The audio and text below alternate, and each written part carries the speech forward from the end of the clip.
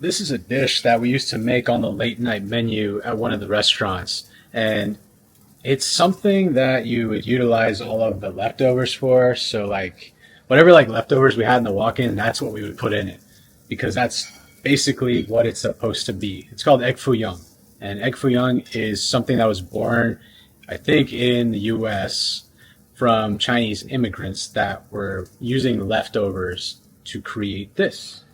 Imagine like a hard cooked omelet with some sort of curry sauce or gravy on top. It's so comforting, so delicious, and it's what we're having for dinner tonight. Cool. Lightning energy. Frothy. Meditate. A nut. What is that? Oh, a bunny. Alright, alright.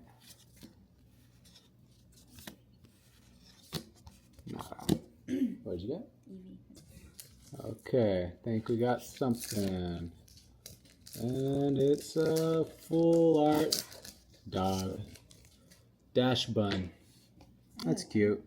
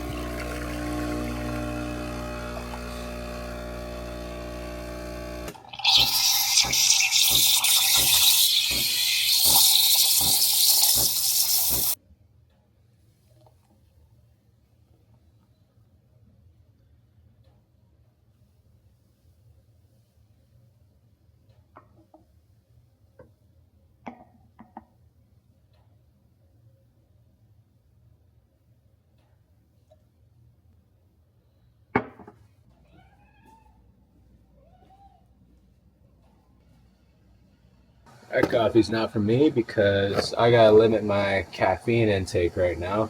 It's been a long month, man. Anyways, limiting my caffeine because of remember I mentioned on the channel earlier, I'm just like feeling like boom, boom, boom on the heart. Too much caffeine, I guess. We'll see. So I'm gonna have some tea. By the way, do you guys know what this is called? It's called a gaiwan. This was a gift from a friend who owns a tea shop.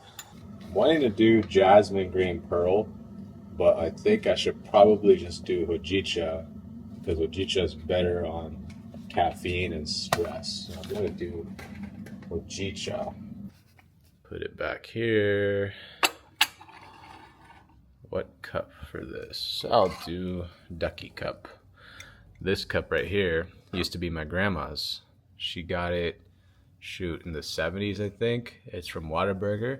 It's called the nickel cup because you could take this cup till this day and they charge you a nickel to fill it up with coffee.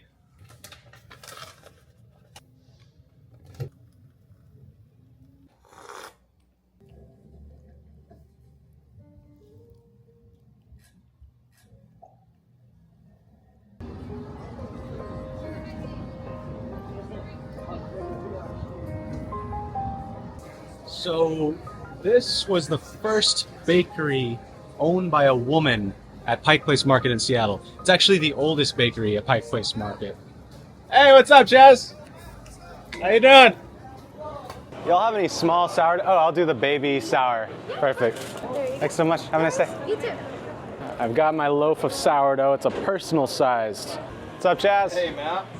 How you doing, man? Good, man. Hope we didn't interrupt you. No, you're good. Good to see you. I was just talking about... you're still on, on the screen. Hey, what's up, folks? You ever had this before? Three Girls Oh, Baker? yeah, 100%. I was just talking about them today. I didn't realize they were the first one owned by a woman in the market. Been there for, I don't know, since 1912. Yeah. One of the, I think it is still in the market. What do you have new over here today?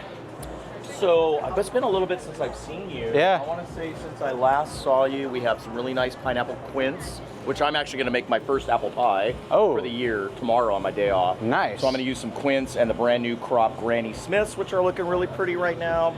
Chanterelles are really popping right now, and they're beautiful this year. They're plentiful. These are out of Brennan, Washington, right over in the Olympic Peninsula. So those are real nice. Okay. Beyond that, though, lots of apples and pears and oranges. Yeah. Figs are good it's right now. It's that season. Yeah, it's that time of year. Okay. I'm excited. Pineapple quince. Yeah. You want to bring one up to your nose and give it a sniff? They're perfectly ripe. Yeah, why not?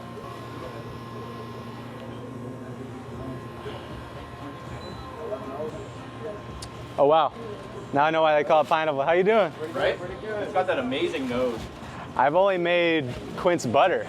I've never used it to make a pie. I use it as a substitute for apples. Is this softer than regular quince, or? It's 100% pectin in that, so I don't have to add any flour to my to my pie when I use that. So I'll use 4 grannies, one of those, the normal amount of cinnamon and butter, and not use any flour, just the sugar, and then it ends up being really like dense and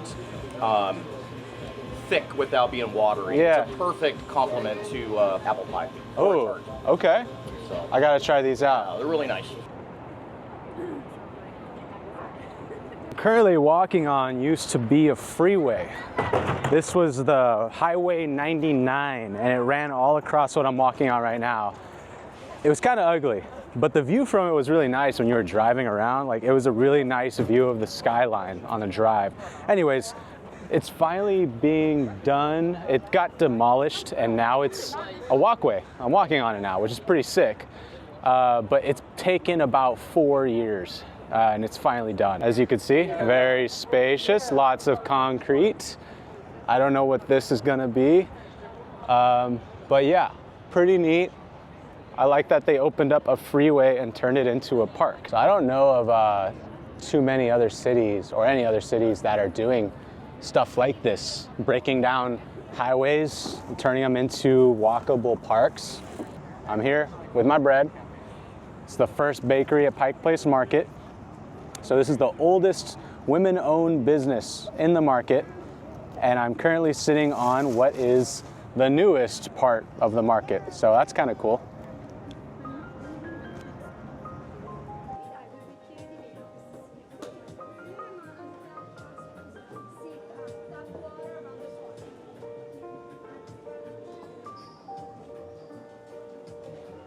Behind me, Chef Michaela.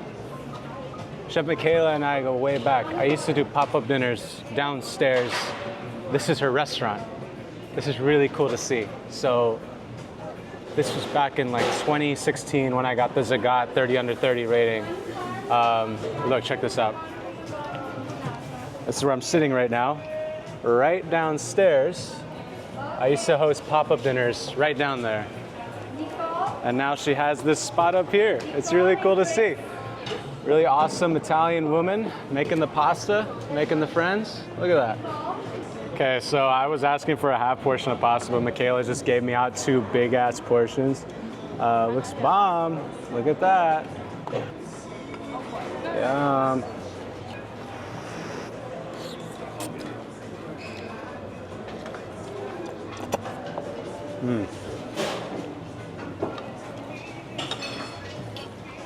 That is comforting.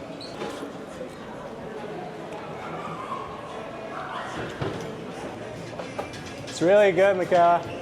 So when your books come out, we do an event here. Oh yeah? Yeah? That'd be sick. We can do some like I would love to. This is Michaela. Ciao. Super talented chef. Show you though. Can I show one of these next? Sure. Yeah. Wow. Not the long one? I mean, you can if you want. It's This, more, that's more this is you want me to come see? What? It's working towards one of the dishes. Is that what you were spraying the other day? Yeah. yeah, it's packed. It looks like a coffee bean. Tiramisu. That's insane. That's so cool. Tiramisu.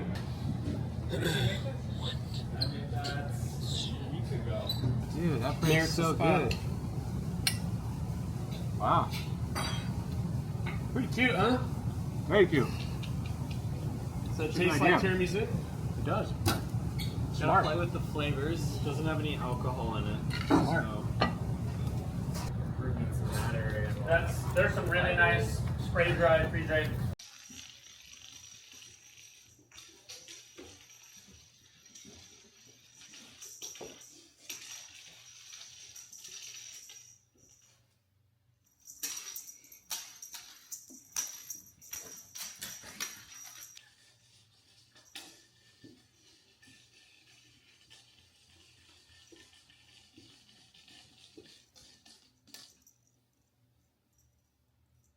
Just want to do that SpongeBob meal, please.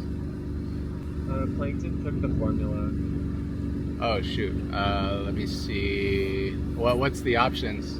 I mean, sorry, not what's the options, but what are the options? Wait, what? Yeah, like what is plankton and what does formula mean? Sorry. Yeah, so Plankton tries to steal the formula, like, basically every episode. No, I know that, but you said like I have a choice between plankton and formula. And now I said that he stole the formula, so I don't have any Krabby Patties. Oh, you were making a funny. Got it. Yeah. So I just had a convo with the drive-through guy for like what 5 minutes, because he said Plankton stole the formula when I asked for the SpongeBob meal, and I was like, what does that mean? What are those choices? Can you explain me the choices? And he just said, what? And he was very confused. And then he was actually explaining to me the premise of Plankton stealing the formula in the show. Like I didn't know what the hell the show was, and I'm not of age. Yeah, so I guess they just say Plankton steals the formula when they're out. Or maybe he was just being funny. I don't know.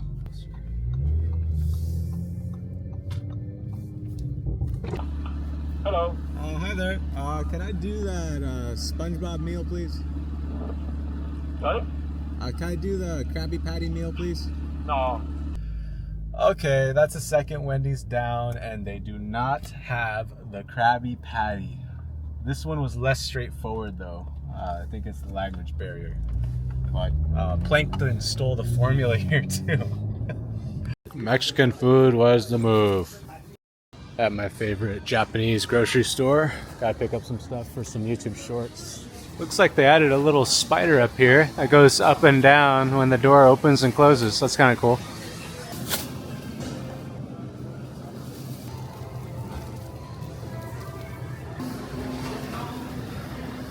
Hi, how's it going? Can I do a pound of the king salmon, please?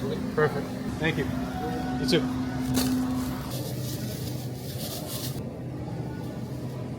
What's up? What's up? Happy Tuesday. I don't really know what I'm quite doing today. I just went to the grocery store, got a bunch of stuff randomly, and like I'm gonna just kind of wing it. We'll see how it goes. I'm thinking right now something with purple Japanese sweet potatoes, maybe fun French toast. I don't know, something like easy for short form videos. What do you guys like to see on short form videos? If you do watch them, like just easy recipes, or like, do you guys even like to watch short form videos? If you're watching this right now, let me know. I'm really curious. By the way, how you doing? How's it going today? I know it's probably not Tuesday when you're watching this, but how was your day? How's your Saturday? As I like to say, I usually say every day's Saturday. I've been saying that since high school. That's like the motto. Every day is Saturday. Back on the Japanese sweet potato, Kenji and I, we just did this one. I don't know what to call it other than like a loaded Japanese potato. Put some of this balsamic and some goat cheese, candied pecan, and some flaky salt to finish. It's really nice. Oh, also we bruleed it. So we did maple sugar and a little torchy torch. I think this one actually turned out nice. This could be a good little appetizer menu item.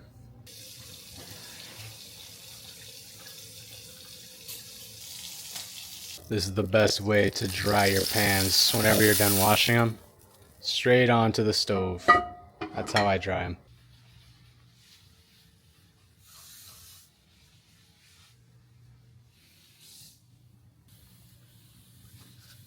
Yeah, it's good. I'm not much of like a reader anyway, so I'm better with. I've been on the phone for about an hour. I am talking to a producer now, and I'm starting to notice a lot of my peers in the at least cooking YouTube space have producers, and I'm realizing this is a game changer. Maybe it's because I met someone really great, because this guy's really talented. His name's Keith. And he's really helping me to ideate the next video. And I'm excited for it. This is currently what I'm thinking. barbacoa soup dumplings, incorporating masa into the dumpling wrapper itself. Maybe I'll do like oxtail or short rib, or just keep it simple and do chuck for the innards. But it's a very simple thing, and it's going to be for a series called Good Soup.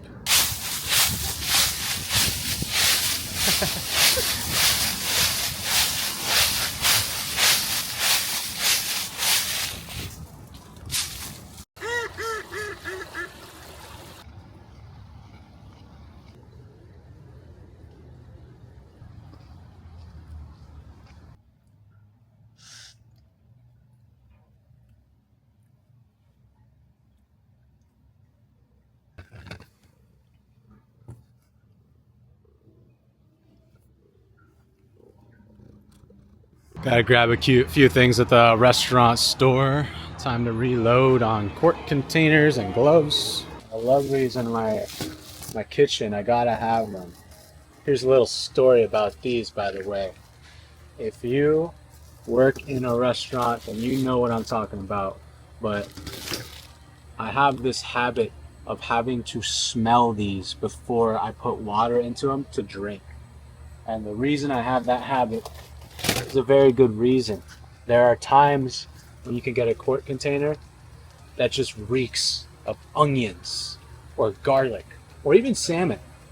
No matter how much you wash it, if it has the onion sitting in there, it's gonna still reek of it. So it's just a habit. I don't do it at home, obviously, because I keep myself clean and like I throw things away as they need to be thrown away. But if you're in a restaurant, it's just a habit to smell these things. Like, give it a good sniff before you use it, because it's kind of gross if you drink out of it and you got that oniony taste. No bueno. They finally have my size on deck. I had to buy medium last time, and the mediums are just a little too snug on my fat fingers. These are the ones I get. This was definitely one of the highlights of the Restaurant Depot store. I'm gonna give these away to kids that come to my house during Halloween. These are sick. Hey Al, how many licks does it take to get to the center of a Tootsie Pop? Does anyone remember that? I'm definitely feeling my age right now, because I'm saying I'm going to give candy away to kids during Halloween. That is crazy, man. I'm definitely feeling my age. I'm at this Crossroads Market, and it's actually, I think this is a really unique place. Like, it's super, super diverse, and it's very unknown, I think. Not many people come here. So this is the food court right here. So this place has so many different restaurants. We got sushi here, Korean barbecue. This used to be a rotator hot pot. That's gone now, though. Then over here is the pierogi, which is like these stuffed breads, and a pizzeria looks like. This is definitely the most diverse food court. It really is. You could come here and do a video every day of the week. There's so many different foods here. There's even this new place, this dumpling spot. They do different colored dumplings. I still haven't tried that yet. A Mediterranean grill in front of me. I've got a taqueria right here. Pho, Indian, island grill, so many different things here. To me, this is like one of the most diverse food courts I've ever seen. And this is on the east side of Seattle, also known as Bellevue. Really cool spot. Love this. This is like one of those malls that is, it's not a mall anymore. Like, it's got like small businesses and stuff, not big box businesses.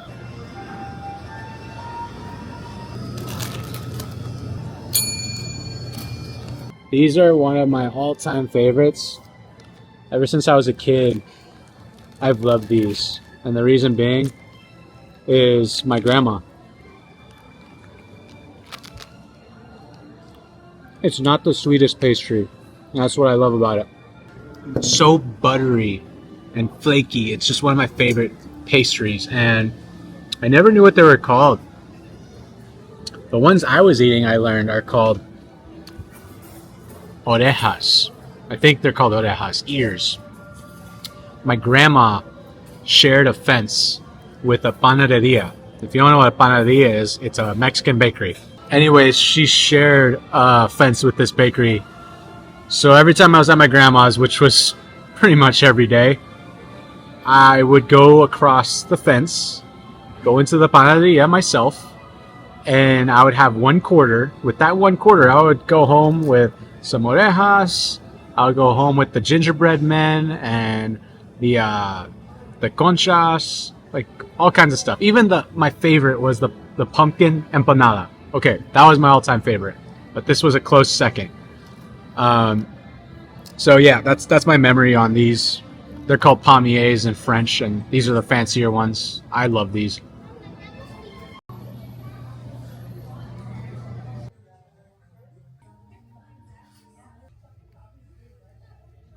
Such a good book, man. I think I gave my last one away, so I'm gonna buy this. It's only $10, but Harold McGee, Keys to Good Cooking, solid book. I highly recommend.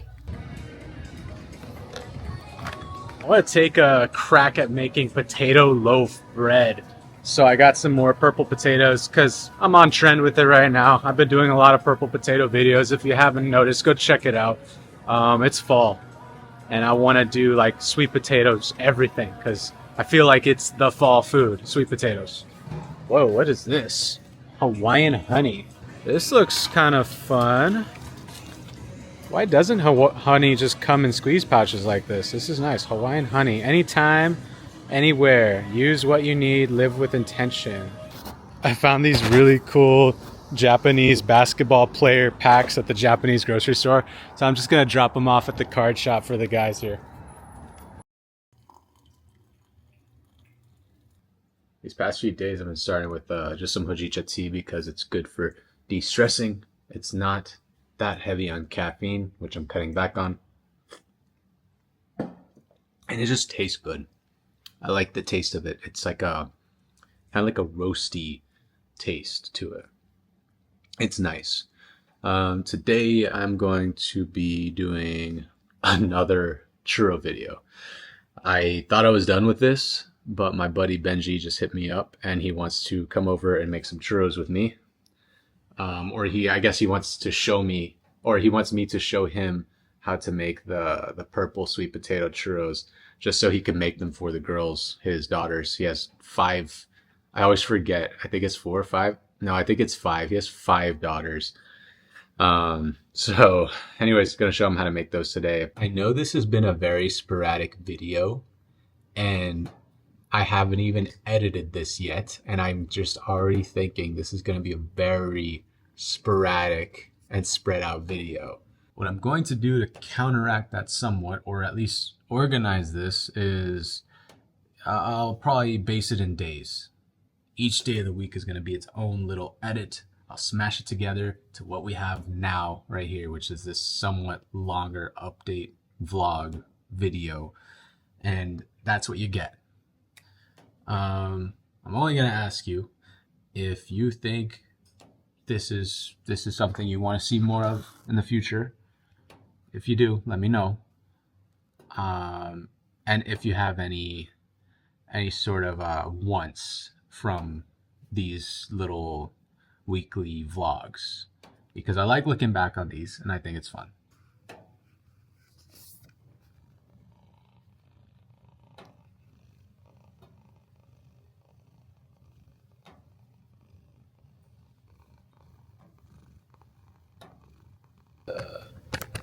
I also learned this recently. I'll show you actually when we're doing it. I love your setup. I need a kind of... I have another tripod in there if you want. There's like hella tripods. Yeah, no, I mean, I just like that you have this smaller stubby thing so that you can put it onto a hot, or not, yeah, a hot shoe or on a tripod. Yeah, I know what you mean. All right, here's the ingredients for these churros. Flour, butter, sugar, water, whole eggs, purple sweet potato, pinch of salt, fry in peanut oil. I use it just because I kind of stray away from seed oils now because they're not good for you. I like that this has a high smoke point. I like that also whenever you're frying, say like a donut or a churro, some sort of like sweet, and you want it to hold up a little longer. Oh yeah. So look at this right here. See how it's like solidified? Yeah, it's solidified. It's gonna do that on the surface of the churro when it cools. Okay. also the man. Oh So I just learned how to do this. So I'm barely learning how to use it better, but it sticks to the ceiling. Okay. Stay. Okay. What you doing here? So I'm just gonna cut it. Ooh, let's look at the inside. That's very nice. Look at those colors. Yep. It's interesting. It's kind of got like a. That's what I grew up on too. That's what I To be honest. Yeah. Yeah. Did you see Matt and Matheson's butter container? Where it uses sweetness of a churro. Yeah, especially in this dish that I had made. Yeah. So good. It's like sweet and savory. Yeah.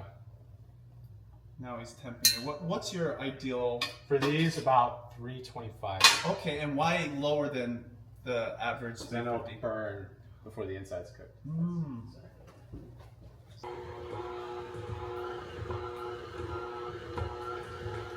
Oh yeah.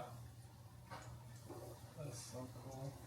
And no, Or maybe they do. The Pacific Northwest. I've never seen anything like it. But like now, like Yeah, probably cool to plenty. Ooh, look at this. beautiful. Like my 15 months old is like. All right. So overall, good churro experience. Bro, this is one of the best churros I've ever had. I highly recommend it. Even though normally you would eat it out or at a place, do it at home because it makes a big difference. And if you can, beef tallow. Beef It does tallow, make a yeah. big difference.